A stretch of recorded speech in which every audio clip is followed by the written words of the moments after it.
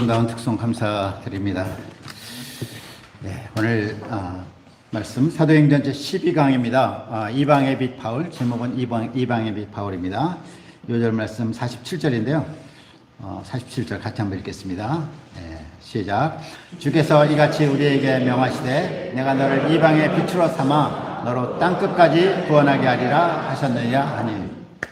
기도하죠. 하나님 아버지, 귀한 생명의 말씀 사도행전을 우리 가운데 허락하심을 감사를 드립니다. 이 말씀이 우리의 지식으로만 남지 아니하고 우리의 심령으로 받고 영접하게 도우셔서 다시 한번 사도행전 전 역사가 우리 가운데 일어나도록 축복하시길 간절히 기도합니다. 하나님 아버지, 우리가 오늘 말씀 통해서 참 주님의 소원, 주님의 마음을 알게 도와주십시오. 이방을 향한 상한 심정을 배우고 저희가 이것에 순종하는 종들 되도록 축복하여 주시옵소서. 종과 함께 해주십시오. 예수님의 이름으로 기도하였습니다. 아멘. 네, 오늘 본문이 좀 긴데 다 읽으시느라고 수고하셨습니다. 근데 하나님의 말씀은 정말 한 글자라도 빼놓지 않고 다 중요한 거 아니겠습니까? 어디에든지 한 글자라도 있으면 그게 진리예요. 성경은 뭐 꼭 사도행전이 아니라 시편, 잠언, 전도서, 뭐 계시록 어디에 있든지 그 말씀이 진리입니다. 우리가 이런 마음으로 52절 읽었지만은 한 절 한 절이 정말 황금을 얻는 것 같은 그런 마음으로 우리가 받으면 좋겠습니다. 자, 오늘 사도행전 12강인데요. 13장입니다. 13장 전체인데 사도행전은 두 파트로 나눌 수가 있죠. 크게 보면 첫 파트는 지난번까지 배운 12장까지 1장부터 12장까지가 1파트, 주로 예루살렘을 중심으로 유대와 사마리아 선교를 쭉 기록했습니다. 제2파트가 오늘 본문 13장부터 끝까지 몇 장이죠? 28장까지. 이것이 제2파트입니다. 제2파트에 주로 기록된 내용이 뭐죠? 바울의 3번에 걸친 전도여행, 그리고 마지막에 가서는 바울의 로마 선교여행이 기록되어 있어요. 바울의 로마 선교여행을 제4차 전도여행이다 이렇게도 말합니다. 그래서 바울이 총 4번에 걸쳐 전도여행을 한 것으로 성경에 나타나고 있습니다. 오늘 본문 13장과 이제 다음 주에 배울 14장 이 두 챕터는 뭘 말하냐면 이 4차에 걸친 전도여행 중에 제1차 전도여행을 말하고 있습니다. 그런데 우리가 본문을 이렇게 읽다 보면은 금방 지나가는 것 같아요. 뭐 여기 금방 있다 금방 가는 것 같은데 이 전체 1차 전도여행의 기간이 3년입니다. 3년. 그러니까 어느 한 성에 있었다 그러면 한 몇 개월은 있었던 것이고, 뭐 이고니안 같은 데는 오래 있었다 이런 말 쓰는데 한 1년 이상, 1년 반 정도 있은 그런 정도로 우리가 시간을 추정을 합니다.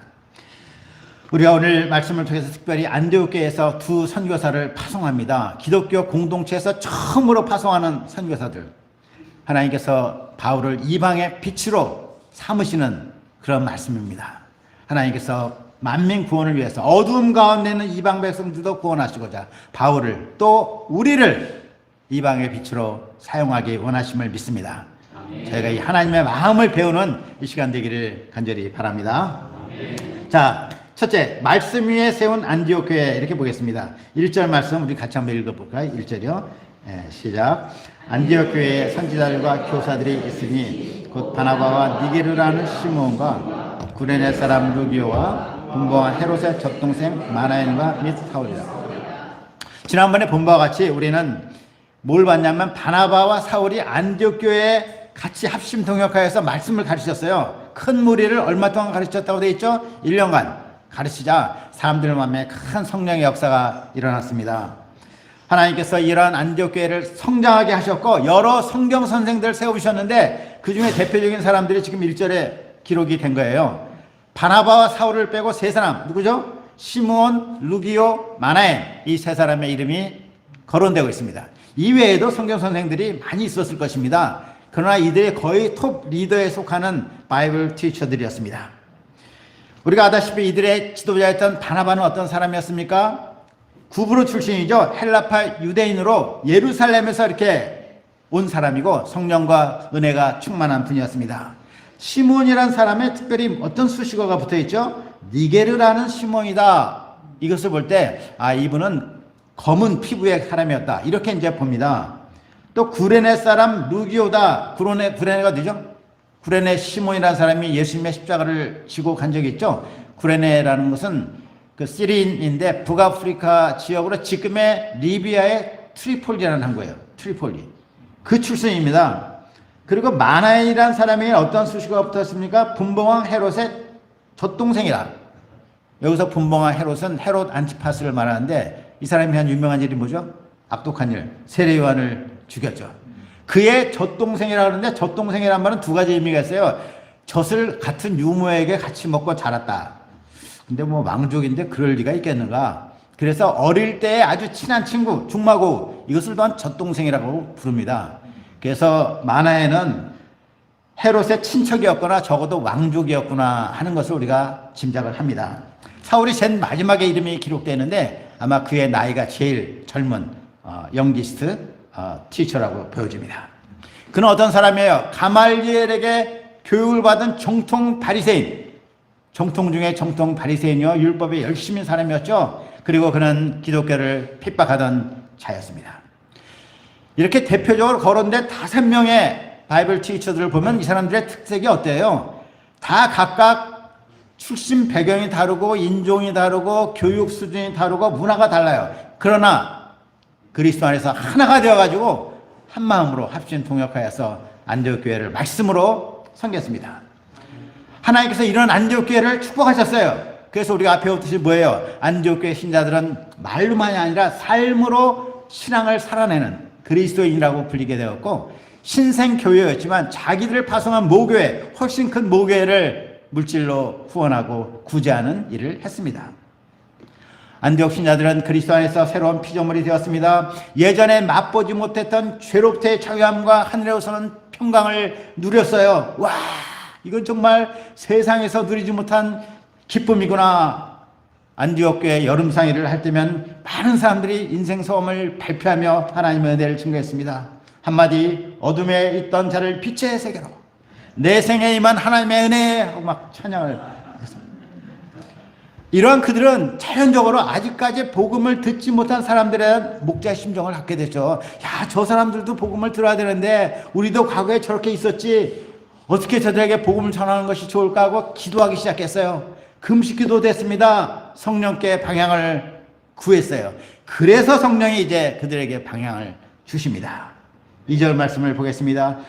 주를 섬겨 금식할 때 성령이 이르시되 내가 불러 시키는 일을 위하여 바나바와 사울을 따로 세우라. 성령께서 바나바와 사울을 따로 세우라고 명하신 것입니다. 즉 이 두 사람을 어떻게 해요? 선교사로 파송하라 이런 말이죠. 그 다음은 내가 이들을 인도할 테니까 일단 파송하라 이것입니다. 그런데 바나바와 사울이 어떤 사람입니까? 바나바는 안디옥 교회의 영적 아버지와 그 파운더, 설립자라고 할 수가 있죠. 사울은 바나바가 다소까지 가서 160km 떨어진 그곳에 가서 초빙해온 유능한 성경학자요 선생이었습니다. 이 두 사람의 역사로 인해서 안디옥 교회에 이렇게 부흥하지 않았습니까? 이들은 없어서는 안 될 두 기둥과 같은 사람들이에요. 그런데 성령님이 이 기둥 둘을 따로 세우라. 내가 그들에게 새 일을 맡기겠다. 이렇게 하신 거예요. 순종하기 어렵죠. 그런데 3절을 보니까 신자들이 어떻게 했습니까? 그들은 금식하며 기도하고 두 사람을 안수해서 보냅니다. 안수한다는 것은 두 사람을 하나님의 은혜에 맡긴다는 믿음의 표현이었습니다. 또 자기들이 이렇게 관계성을 맺음으로 계속 뜨겁게 기도 지원하겠다는 약속의 표현이었습니다. 바나바와 사울은 성령의 방향에 순종해서 선교사로 나아가게 되었습니다. 자, 이상에서 우리는 하나님의 말씀으로 세워진 안디옥 교회의 그 건강한 모습을 보게 돼요. 바나바 사울이 신자들을 하나님의 말씀에 세웠을 때 그들의 삶이 변화되었습니다. 희생적으로 구제하는 교회가 되었습니다. 기독교 공동체 최초로 선교사를 파송하는 선교 교회가 된 것입니다. 여기서 우리가 배울 게 뭐겠습니까? 우리 공동체도 철저히 하나님의 말씀 위에 세워야겠구나 하는 것을 배웁니다. 물론 우리는 여러 가지 좋은 방법도 사용할 수 있고 사용해야 돼요. 커뮤니티 센터 같은 여러 가지 부대 시설을 아주 사람들이 편리한 시설을 제공하거나 또는 어떤 그 사교 모임 같은 소그룹을 만들 수도 있습니다. 어떤 분의 그 목회를 보니까 그분은 경영학 교수였는데 전직이 경영학적으로 목회를 운영을 하더라고요. 사람을 어떻게 경영학적인 피터 드로케의 원리에 따라서 배치하고 조직을 운영하는 것을 보았습니다. 한국의 목회자들은 어떤 말을 하냐면 우리나라에서 교회가 성공하기 위해서는 두 가지 조건이 필요하대요. 첫째가 뭐냐면 강남과 같은 아파트 단지가 큰 곳에 해야 된다. 두 번째는 치유 사역을 해야 된다. 그래야 사람들이 몰린다 이런 말입니다. 그런 방식이 일시적으로는 잘 될 수는 있어요. 그러나 하나님의 말씀은 반드시 말씀 위에 세우고 말씀에 따라서 섬겨야 되는 것입니다. 진리의 영이신 성령님은 말씀을 통해 역사하십니다. 그 외 인간적인 방법들은 잠깐 워킹할지 모르겠지만 반드시 많은 문제를 일으킵니다. 물론 한 사람 한 사람을 말씀으로 세우는 것이 얼마나 어렵습니까? 참 시간 많이 걸리고 뭐 금방 나타나는 거 없는 것 같아요. 그렇지만은 우리는 이 말씀에 대한 확신을 갖고 이 일을 섬겨야 될 것입니다. 영국의 옥스포드를 섬기시는 우리 사라 지은 선교사님, 엊그제 제가 카톡으로 간단히 소식이 왔더라고요. 이렇게 왔어요. 선교사님, 기도 제목 업데이트 합니다. 어제는 타메라와 에스메 자매님들과 만나 말씀 공부했습니다. 둘 다 영문과 출신인데 에스메 자매님은 두 학생들에게 말씀을 가르치고 있습니다. 조한나 자매님도 주니어 닥터로 믿음을 잘 지키고 공부하고 있어요. 티오 형제님이 일대를 꾸준히 하고 있어서 감사합니다. 제이 자매님이 박사 졸업 후 UCL 포닥이 되었습니다. 같이 런던 UCL을 위한 기도의 단을 쌓고 있습니다. 계속 기도 부탁드립니다. 짧은 카톡 문장이었는데 제가 참 힘을 얻고 격려를 받았어요. 옥스포드는 아주 작은 대학 도시입니다. 대학생만 있는 곳이라고 보면 돼요. 이곳에서는 교수가 드러내어서 이렇게 복음 역사하고 미니스트리 하기가 참 어렵게 되어 있어요. 우리나라보다 그 서구는 훨씬 더 엔티적이거든요. 그래서 이렇게 드러내서 목회를 하면 소문이 나가지고 학교에서 당장 어떤 말을 하냐면 당신은 교수할 거냐 목회할 거냐 선택하라. 이렇게 돼요. 그래서 이게 좀 은밀하게 학생들의 일대를 잘 해주는 게 필요한데 이런 가운데 꾸준히 우리 아브라함 사라 선교사님들이 조용조용히 양들의 마음의 일대일로 꾸준히 말씀을 섬기고 있어요. 지난 수년간 이렇게 했을 때 명문 옥스포드 졸업생 중에 양들을 섬기는 목자도 생겼습니다. 박사과정 양들도 여러 생겼습니다. 런던 UCL로 이동해서 포닥 과정을 하며 동역자가 된 사람도 있습니다. 이는 작게 보이지만 하나님의 말씀이 이루시는 놀라운 역사인 것을 믿습니다. 저는 1대1을 통한 제자 양성의 강력한 힘을 믿습니다. 우리가 겉으로 막 들내고 막 행사를 만들 필요는 없습니다. 허리를 낮추어 각 사람을 말씀으로 돕고 그 사람이 다른 사람을 돕는 제자 양성을 통해서 복음이 온 세상을 정복하게 될 것입니다. 우리 모임은 하나님의 은혜로 말씀을 깊이 공부하고 순종함으로 지금까지 성령께 귀하게 쓰임받아 왔습니다. 우리가 계속하여 하나님의 말씀을 사랑하고 말씀을 삶에서 살아내는 공동체, 선교사를 파송하는 공동체로 쓰임받기를 간절히 기도합니다. 자, 둘째, 전도는 영적 싸움입니다. 4절, 5절 같이 한번 읽겠습니다. 4절, 5절입니다. 시작. 두 사람이 성령의 보내심을 받아 실루기아에 내려가서 거기서 배를 타고 구브로에 가서 살라미에 이르러 하나님의 말씀을 유대인의 여러 회당에서 전할세 묘한을 수행원으로 두었더라. 자, 두 사도가 도착한 항구는 구브로의 동쪽에 있는 살람이라는 항구가 있어요. 지금은 살라미스라고 그러는데 살람이라는 항구에 도착해서 그곳이 바나바의 고향입니다. 그곳 여러 회당에서 말씀을 전했습니다. 그리고 동쪽에서 서쪽으로 쫙 가로질러 횡단해서 서쪽 끝에 있는 바보라는 항구에 도착했습니다. 거기서 바예수란 사람을 만났어요. 바예수란 예수의 아들이다 이런 뜻이죠. 원래 그의 이름은 엘루마였는데 예수님의 이름이 널리 알려지자 자기를 예수의 아들이라고 주장했던 것 같아요. 너희들 예수 알지? 내가 그 아들이라고. 그는 거짓 선자로 궁중 마술사였습니다.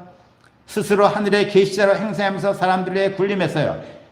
그런데 구브로의 총독 서기오 바울이라는 사람은 지혜 있는 사람이었어요. 열린 마음을 가진 사람이었습니다. 그래서 바나바 바울을 초청했습니다. 바나바 바울은 첫 선교제 총독의 말씀을 듣고자 초청하니 얼마나 기뻤겠어요. 야, 이게 뭐 처음부터 잘 되는구나. 그에게 가서 담대히 말씀을 전했습니다. 듣는 총독의 마음에 예수님께 대한 믿음이 생기기 시작했어요. 믿음은 들음에서 나며 들음은 그리스도의 말씀에서 말미암느니라. 로마서 10장 11절. 들으니까 믿음이 생기는 거예요. 그런데 8절입니다. 8절 보니까 이 마술사 엘루마는 이 이름을 번역하면 마술사라 그들을 대적하여 총독으로 믿지 못하게 했으니 두 사도가 예수님이 우리 대신 십자가에서 죽으셨어요 이렇게 선포하면 엘루마는 총독에게 귓속말로 말했습니다. 예수는 총독 빌라도에서 유죄 판결을 받았어요. 그는 자기 죄 때문에 죽었습니다. 두 사도가 예수님은 죽은 지 사흘 만에 부활하셨습니다 하고 선포하면 엘루마는 예수가 부활한 것이 아니고 그와 닮은 동생이 나타난 거래요. 이렇게 말을 했어요. 엘루마는 총독으로 하여금 믿지 못하도록 애를 많이 썼습니다. 그 이유가 무엇이겠습니까? 이는 총독이 예수님을 믿게 되면 자기의 거짓이 다 탄로가 나는 것이죠. 궁중 마술사라는 짭도 잃어버리게 돼 있어요. 두 사도는 엘루마로 인해서 많은 어려움을 겪었습니다. 낮에 열심히 말씀을 전하면 총독이 은혜를 많이 받고 얼굴이 쫙 피다가 그 다음날 되면 다시 얼굴이 딱딱해집니다. 자, 그래서 사울은 이제 무엇을 합니까?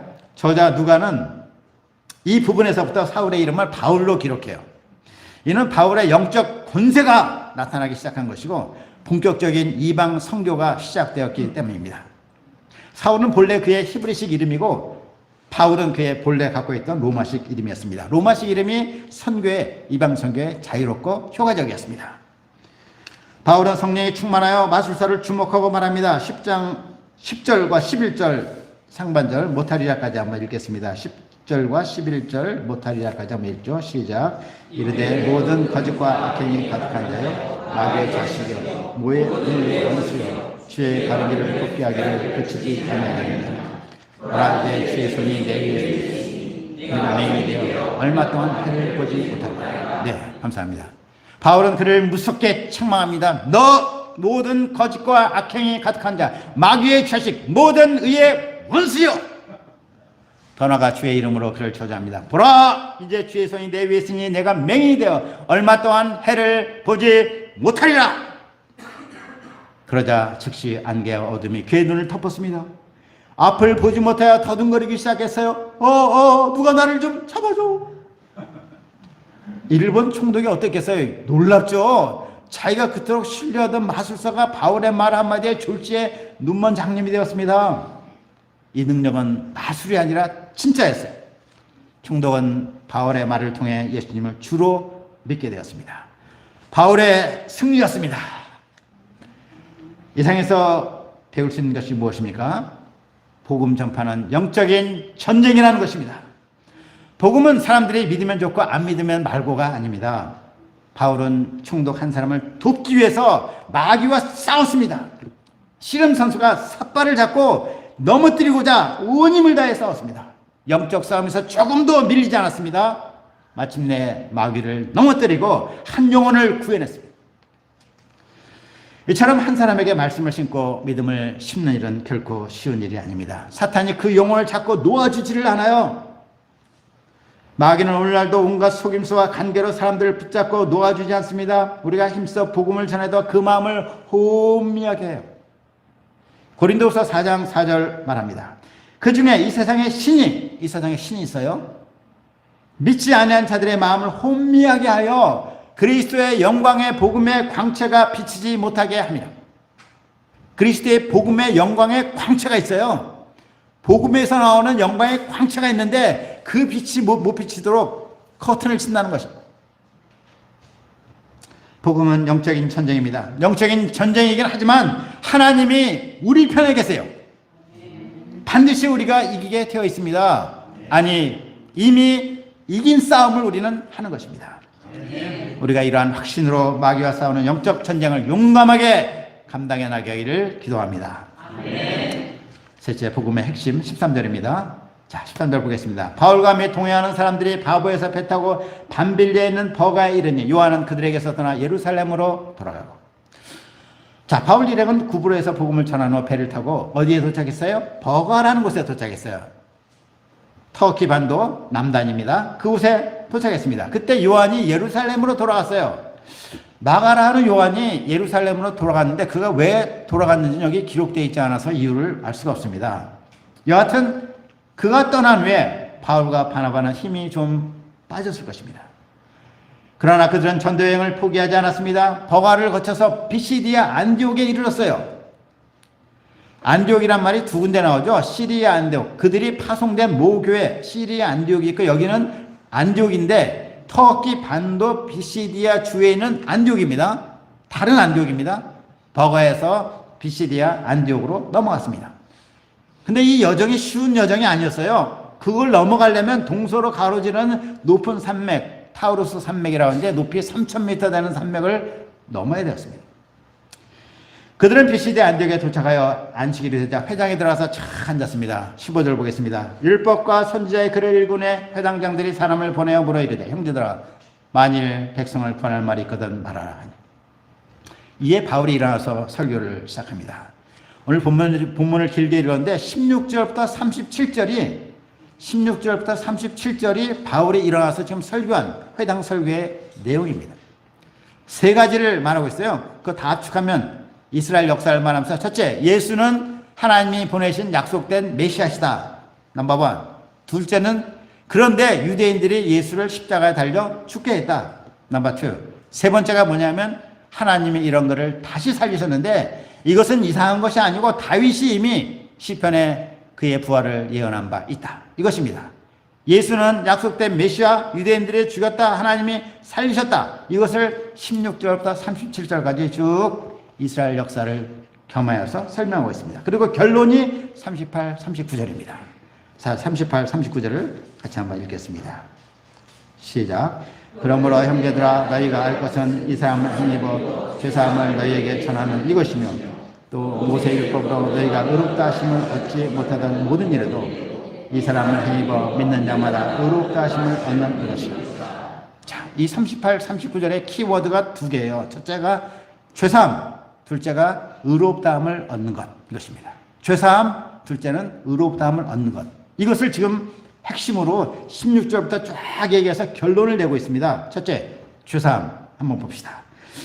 하나님과 인간 사이의 문제는 죄 문제라고 성경은 말해요. 우리가 뭐 잘 알고 있죠. 죄가 무엇입니까? 죄는 하나님을 반역한 것입니다. 아담 한 사람이 범죄했습니다. 그래서 죄가 세상에 들어왔어요. 세상에 죄가 들어와서 모든 사람이 죄를 범하였습니다. 어떤 사람은 그래요. 아담 때문에 내가 죽게 되었다. 그거 아닙니다. 모든 사람이 죄를 졌다고 말해요. 다 자기의 죄 때문에 심판을 받는 것입니다. 세상에 죄가 들어왔고 모든 사람이 죄를 범하게 되었습니다. 하나님은 거룩하셔서 하나님은 공의로운 분이라서 죄를 용납할 수가 없으십니다. 그래서 모든 사람이 심판에 이르게 된 것입니다.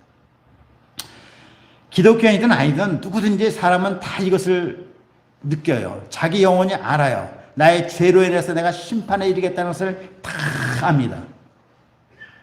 그래서 나오는 것이 뭐예요? 종교, 제사, 여러 가지 철학이 거기서 나온 것입니다. 동서양의 모든 철학이나 수많은 종교가 다 무엇입니까? 이러한 죄 문제를 해결하고자 하는 시도들이에요. 그러나 인간의 모든 시도는 철저히 실패하였습니다. 왜 그렇습니까? 왜 실패해요? 이는 죄가 하나님을 심히 불쾌하게 만든 것이에요. 하나님을 거역한 것이에요. 그렇기 때문에 하나님만이, 사람이 아니라 하나님만이 해결책을 내실 수가 있으십니다. 자비로우신 하나님은 인간의 모든 죄를 해결하기 위해서 온 우주가 떠날 만한 놀라운 해결책을 제시하셨습니다. 하나밖에 없는 자기 아들을 십자가에 내어 주셔갖고 우리 대신 피 흘려 죽게 하신 것입니다. 나의 죄, 여러분의 죄, 세상의 모든 죄를 다 모아서 예수 위에 퍼붓으셨습니다. 그리고 그가 죽게 하셨습니다. 그의 죽음으로 우리의 죄값이 치러진 것입니다. 그리고 그의 공의가 만족되신 하나님, 그의 진노가 누그러지신 하나님은 놀라운 죄사함의 길을 선포하셨습니다. 이는 십자가에 달린 예수님을 믿는 자마다 죄사함을 받는다는 것입니다. 이것이 바로 그의 이름을 힘입어 죄사함을 받는 것이다. 둘째, 의롭다 하심. 더 나아가서 바울은 사람이 의롭다함을 얻는 것은 예수님의 부활을 믿음으로서 된다고 합니다. 예수님의 부활은 뭘 말해요? 쉽게 얘기하면 예수님의 부활은 그가 다시 살아나셨다는 것은 그분이 뭐예요? 자기 죄 때문에 죽은 것이 아니다 하는 것을 증명하는 것입니다. 자기 죄 때문에 죽은 사람은 죄값을 치러야 되기 때문에 절대로 다시 일어날 수가 없어요. 그거는 공의가 아닙니다. 그러나 예수님의 부활은 예수님이 어떤 분? 의로운 분, 하나님의 아들이신 것을 선포하는 것입니다. 그의 부활을 믿는 자는 그의 의를 전가받는다고 성경은 말해요. 우리가 느낄 수는 없어요. 그의 부활을 믿는 자는 그의 의, 그가 그런 의를 우리가 전가를 받습니다. 이것이 바로 그의 이름을 힘입어 의롭다함을 받는다는 것입니다. 근데 여기서 중요한 단어가 의롭게 된다가 아닙니다. 의로움을 얻는다가 아닙니다. 의롭게 된다. 의로움 얻는다 아니고 의롭다 함을 얻는 것이에요. 예수님이 나의 죄를 위해서 대신 죽으셔서 내 죄가 해결됐지만 나는 여전히 죄인입니다. 죄인이잖아, 우리가. 우리는 하늘나라 갈 때까지 결탄코 이 죄인된 상태를 벗어날 수가 없어요. 그런데 놀라운 소식이 무엇이냐면 하나님이 우리를 죄 없다 치신다는 거예요. 그렇게 카운트 하신다는 거예요. 법적인 용어예요. 법적인 것이 제일 중요합니다. 첫째는 그것이 해결돼야 되잖아요. 하나님은 우리가 죄인이지만 예수님의 십자가 대속을 인해서 우리를 죄 없다! You are without sin! 하고 선포하신 거예요. 그리고 이런 우리에게 성령을 보내주셔가지고 이 땅에서부터 우리가 변화되어서 정말 거룩한 사람으로 성화가 되어 나갑니다. 로마서 4장 25절도 말합니다. 예수는 우리가 범죄한 것 때문에 내어줌이 되고 그 십자가에 죽으시고 또는 우리를 의롭다 하기 위해서 살아나셨느니라. 그의 부활을 믿는 자는 그의 의를 전가받습니다. 복음은 그래서 예수님의 뭐예요? 죽으심과 부활 두 가지가 결합된 겁니다. 이 두 가지가 결합되어서 우리는 잘 의식하지 못하지만 믿는 순간에 우리에게 죄사함과 칭의가 패키지로 주어진 거예요. 죄사함과 칭의가 동시에 우리에게 주어지는 것입니다. 그것이 곧 구원이죠. 자, 유대인들은 율법을 지킴으로 의롭다함을 얻고자 했습니다. 그런데 유대일 뿐만 아니라 세상의 모든 종교는 다 구원의 가능성을 높이기 위해서, 확률을 높이기 위해서, 찬스를 높이기 위해서 선행을 추구합니다. 이런 점에서 믿음으로 말미암아 죄사함과 의롭다함을 얻는 복음 진리 외에 인간의 모든 시도는 다 뭐예요? 율법적인 시도입니다. 이것은 결코 이루어지지 않습니다. 늪에 빠진 사람이 스스로 결단코 나올 수가 없어요. 외적인 도움이 필요합니다. 하나님 주신 그 도움이 바로 구원의 복음인 것입니다. 요즘 과학기술의 발전이 아주 눈부십니다. AI 인공지능이나 챗 GPT 요즘에 일상화되고 있어요. 로봇 시대가 성큼 다가왔습니다. 딥러닝을 기능을 가진 인공지능이 장차 인류를 위협할 수 있다. 인류를 파괴할 수 있다는 것도 점차 현실적인 시나리오가 되고 있습니다. 환경 파괴는 걷잡을 수가 없습니다. 전염병으로 인한 위협을 우리는 체험했습니다. 엉뚱한 한 독재자가 버튼을 잘못 누르기만 하면 온 세상이 파멸되는 그런 가능성이 점점 높아지고 있습니다. 사람들은 불안해합니다. 지난 수요일 재난 문자가 아침에 왔죠. 많은 분들이 이제 북한에서 핵 미사일을 쐈다고 아주 놀라더라고요. 그러나 사람들이 직면하고 있는 근본적인 문제는 그런 것이 아닙니다. 예나 지금이나 동일합니다. 전쟁이나 전염병이 사람을 더 많이 죽게 하지는 않습니다. 죄가 사람을 죽입니다. 육신뿐만 아니라 그 영혼을 멸망하게 합니다. 사람의 근본 문제는 죄 문제입니다. 사람은 반드시 죄사함을 얻고 의롭다함을 받아야만 합니다. 이 세상 누구에게나 선택의 기회가 주어져 있습니다. 하나님의 은혜의 복음을 받아들이나 거절하느냐입니다. 그에 대한 결과는 영원한 생명이나 영원한 멸망이나입니다. 중간은 없습니다. 짧은 이 세상의 삶이 끝나면 다시는 기회가 없습니다. 그래서 바울은 오직 예수 그리스도를 힘입어 죄사함을 받고 의롭다함을 받으라고 권면한 것입니다. 그리고 복음을 거절한 자들에게 심판을 경고합니다. 40절입니다. 그런즉 너희는 선지자를 통하여 말씀하신 것이 너희에게 미칠까 삼가라. 우리는 과거 세상의 율법주의의 덫에 빠져 멸망할 수밖에 없었습니다. 그러나 하나님의 크신 은혜로 십자가와 부활의 복음을 배우고 깨닫게 되었습니다. 이를 믿어서 죄사함과 의롭다함을 얻었습니다. 이 얼마나 감사한 일입니까? 이미 영원한 생명을 얻었으니 이 세상에 그 어떤 것도 부럽지가 않습니다.